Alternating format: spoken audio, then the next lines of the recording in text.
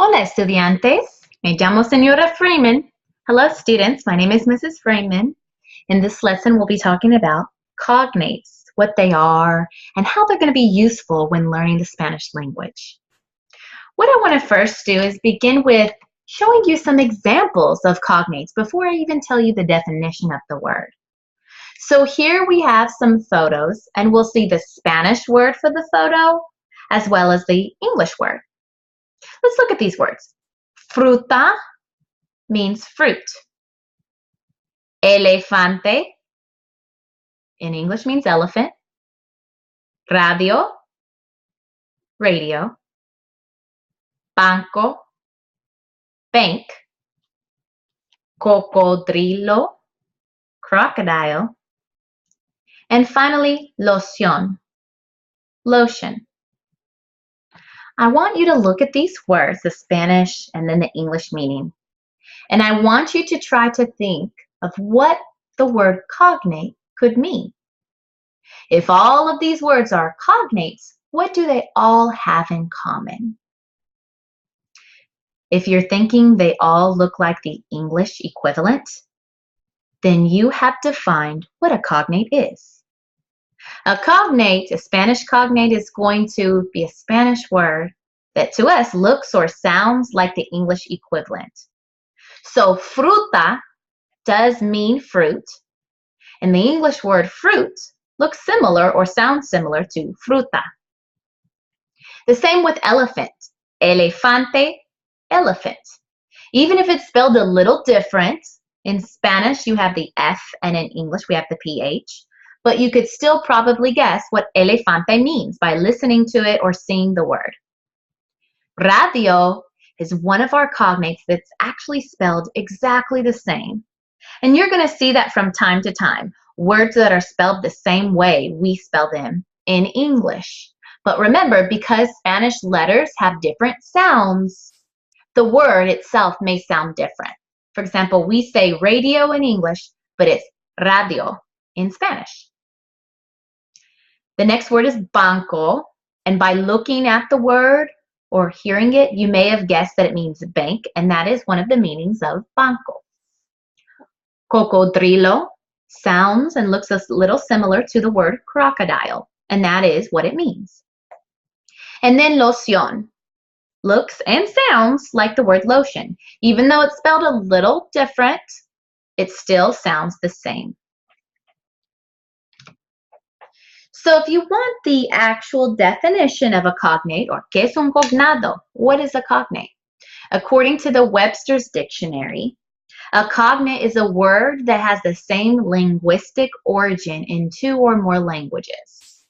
And that's how the words will sound similar to another language, is because they both have the same root or the same origin. Just like in the next word, tomato.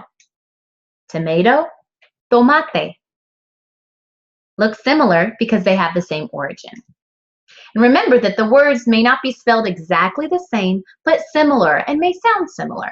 And remember, another way that these are cognates is that they have to mean the same thing. Tomato refers to this, and so does tomate.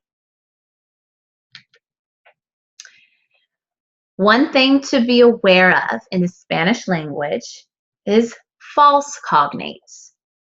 So if a cognate looks and or sounds like the English equivalent, a false cognate is going to be a word that looks similar to an English word, but they do not have the same meaning. Okay, so false cognates are words that look like another word in another language, but do not mean the same thing. And here we have some examples of false cognates. In Spanish, the word fábrica actually means factory, not fabric. Kind of looks like our word fabric, but it does not mean fabric. So fábrica, factory. The Spanish word éxito looks like exit, but it does not mean that. It actually means success. So again, éxito would be a false cognate. The word once. This word is spelled exactly like our English word once, like once upon a time, or I did that once. But once does not mean once. Once means 11, the number 11. Ropa looks like rope, but it actually means clothing. La red. Red is spelled exactly like our color red, but la red refers to the internet or network. Quitar, it's a false cognate and it looks kind of like quit. But quitar is a verb and it means to take away. And then last but not least, the word pan is spelled exactly how we in English spell the word pan. You know, that thing you use to fry eggs. But in Spanish, pan means bread. So you can see how false cognates can really trick us. But don't worry, you have more cognates that are actually the word it looks like than false cognates. So you'll have fewer false cognates, but they do exist. So be aware of them. In Spanish, you're also going to see some borrowed words. And a borrowed word is a word that's borrowed from a donor language and incorporated into a recipient language directly without translation. What that means is you'll have some words that don't have an English translation. And you'll see this a lot with foods. For example, if someone were to say, hey, how do you say tortilla in English? There's not a word. There's not a word for this food item of that flat sort of bread-like thing that's made of flour or wheat. So there's actually no English word. So this is a borrowed word, you could say, tortilla, not an English equivalent. There's not an English equivalent of enchilada. We say enchilada, okay?